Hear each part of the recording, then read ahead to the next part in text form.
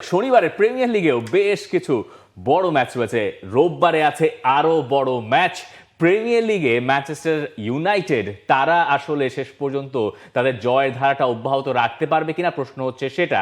যদি এই ম্যাচে ইউনাইটেড জিততে পারে তাহলে যে ভদ্রলোকের চুল কাটার কথা তিনি হয়তো প্রবল উৎফুল্ল হয়ে অপেক্ষায় থাকবেন ফাইনালি পঞ্চম ম্যাচটা জিতলে তার দল, এবং তিনি খুশি হবেন, চুলও তিনি ছাড়তে পারবেন। শনিবারের ফিক্সচারে সবচেয়ে বড় ম্যাচটা ওটাই, অর্থাৎ টটেনহ্যাম হটস্পারের বিপক্ষে, যে ম্যাচে মুখোমুখি হচ্ছে ম্যানচেস্টার ইউনাইটেড।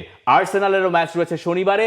আর্সেনাল খেলবে সান্ডারল্যান্ডের বিপক্ষে, বুলসের প্রতিপক্ষ চেলসি। ম্যান ইউনাইটেড টটেনহ্যাম সপ্তাহের বড় ম্যাচ, আর অ্যাস্টন ভিলা বোর্নমাউথ। এই হচ্ছে শনিবারের ফিক্সচার। অনেকে মনে করতে পারেন যে এটাই বোধহয় প্রিমিয়ার লিগের এইবারের সবচেয়ে বড় ম্যাচ, আসলে তা নয়।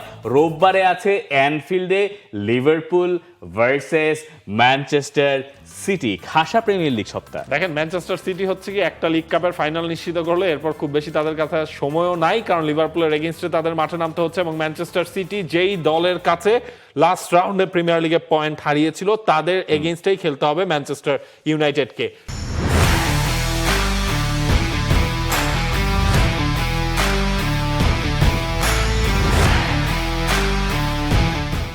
লিভারপুল ম্যান সিটি ম্যাচ নিয়ে আমরা রোববার দিনও কথা বলতে পারবো, সেই প্রিভিউটাও করতে পারবো। হ্যাঁ, বলো। যদি আর্সেনাল জিতে যায় শনিবারে, তাহলে ম্যান সিটি যদি এই ম্যাচটা জিততে না পারে, তাহলে কি premier league title race done and dusted?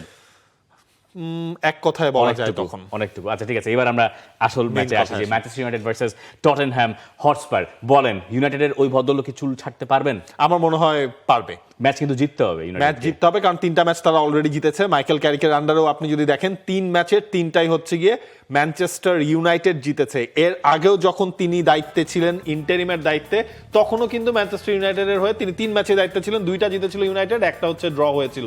তবে এইবার ম্যানচেস্টার ইউনাইটেডের টোনটাই আসলে বদলে গেছে। যদিও দলটার নাম টটেনহ্যাম, খেলাটা ওল্ড ট্র্যাফোর্ডে, যেই ওল্ড ট্র্যাফোর্ডে আবার টটেনহ্যাম লাস্ট সিজনও কিন্তু ম্যানচেস্টার ইউনাইটেডকে 3-0 গোলে হারিয়েছে।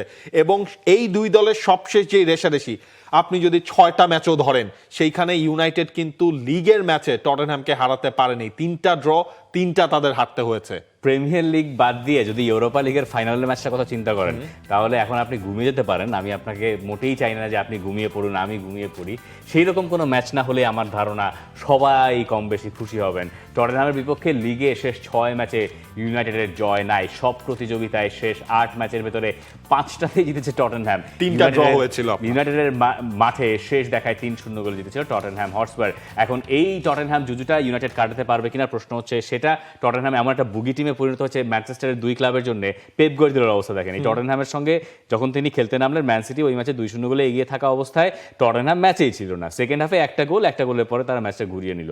টটেনহ্যামের প্রিমিয়ার লিগের রেজাল্ট যত যা তা হোক না কেন, এই ধরনের ম্যাচে সাধারণত তারা জেগে ওঠে। কিন্তু ইউনাইটেড যারা এই ম্যাচে খেলতে নামবে টানা 4র্থ জয়ের প্রত্যাশা নিয়ে, আশা নিয়ে, তাদের জন্য আমার কাছে মনে হয় খুব ভাইটাল হতে পারে যে লেসার বল পজিশন। এখন এটা কেন বলতেছি, কারণ আগের 3 ম্যাচগুলো সেইগুলো আমাদেরকে বলছে যে বল পজিশন কম নিয়ে ম্যানচেস্টার ইউনাইটেড জিতেছে।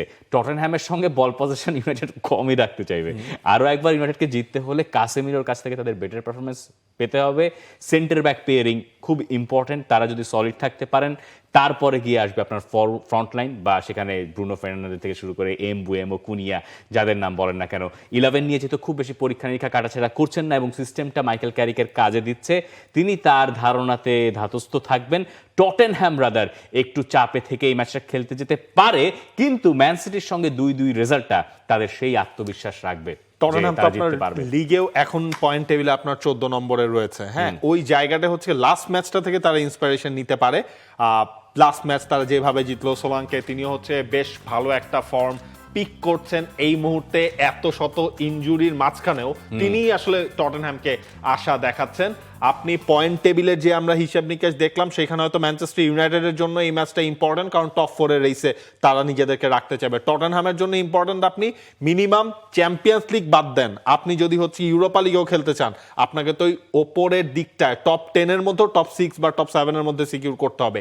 এই জায়গাটা টটেনহ্যামের জন্য ইম্পর্টেন্ট। আর ক্যারিকের আন্ডারে একটা জিনিস ভালো লাগছে কি, আপনি ম্যানচেস্টার ইউনাইটেডের লাস্ট 7 ম্যাচ তারা আনবিটেন। শেষবার তারা 8 ম্যাচ আনবিটেন ছিল রালফ রাঙ্গনিকের আন্ডারে।